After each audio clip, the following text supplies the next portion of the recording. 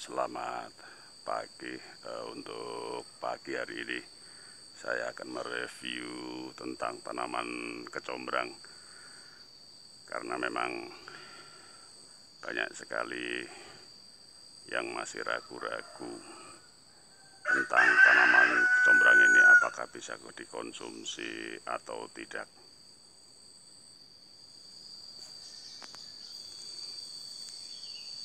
Akan saya sampaikan secara sekilas dan singkat saja bahwa kecombrang ini cukup subur jika ditanam di daerah yang memiliki ketinggian rendah di bawah 800 di atas permukaan laut.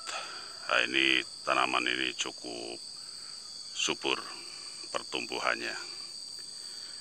Adapun ciri-ciri tanaman atau batang dari pohon dari combrang ini hampir sama dengan laos, hanya saja untuk tanaman laos itu sedikit lebih kecil dibandingkan dengan batang tumbuhan combrang ini. Tanaman combrang ini bisa tumbuh sampai dengan ketinggian 5 meter. Kemudian untuk combrang ini sendiri bisa dimanfaatkan sebagai pelengkap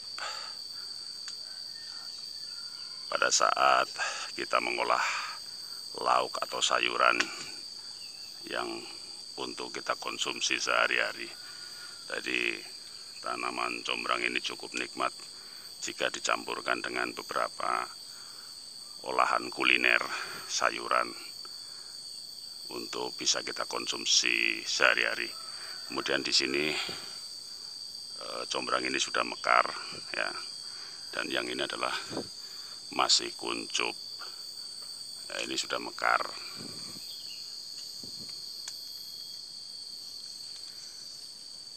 Baik yang mekar maupun yang masih kuncup ini bisa kita konsumsi.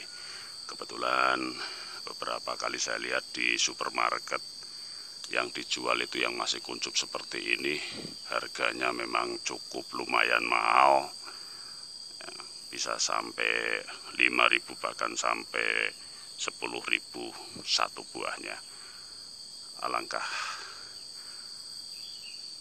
sayangnya karena kita bisa menanam sendiri di pekarangan kita. Ada dua jenis combrang yang saya ketahui. Yang pertama warnanya merah muda seperti ini.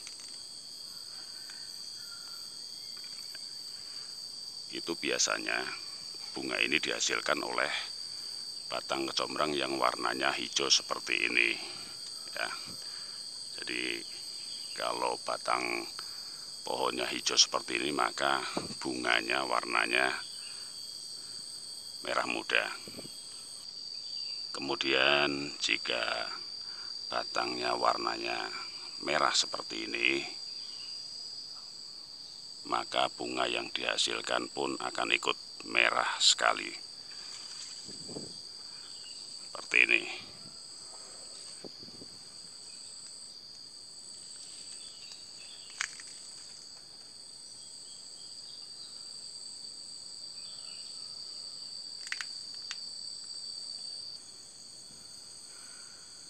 Jadi sekali lagi, untuk combrang ini bisa dimanfaatkan untuk sayuran. Ya, bisa yang kuncup seperti ini bisa kita konsumsi juga, yang sudah mekar seperti ini juga masih tetap bisa kita manfaatkan sebagai pelengkap sayuran yang akan kita olah ya. Adapun jika Anda memang menginginkan untuk menanam, ini bisa mengambil tunasnya yang masih kecil seperti ini, kemudian kita gali saja dan kita tanam. Gampang sekali pertumbuhannya, karena memang untuk tanaman combrang ini cukup adaptif, gampang sekali menyesuaikan dengan lingkungan sekitarnya.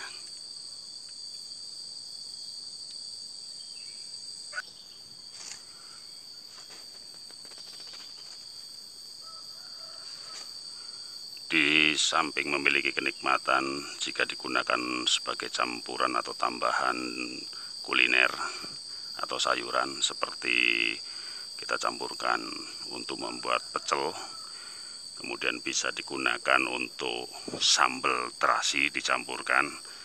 Bahkan sekarang sudah mulai ngetren lagi jus kecombrang. Kenapa begitu? Karena bahwa kecombrang ini memiliki antioksidan yang cukup bagus untuk menjaga daya tahan tubuh. Kemudian berbagai macam manfaat lain juga banyak sekali, bisa dicek di Google manfaat dari kecombrang ini.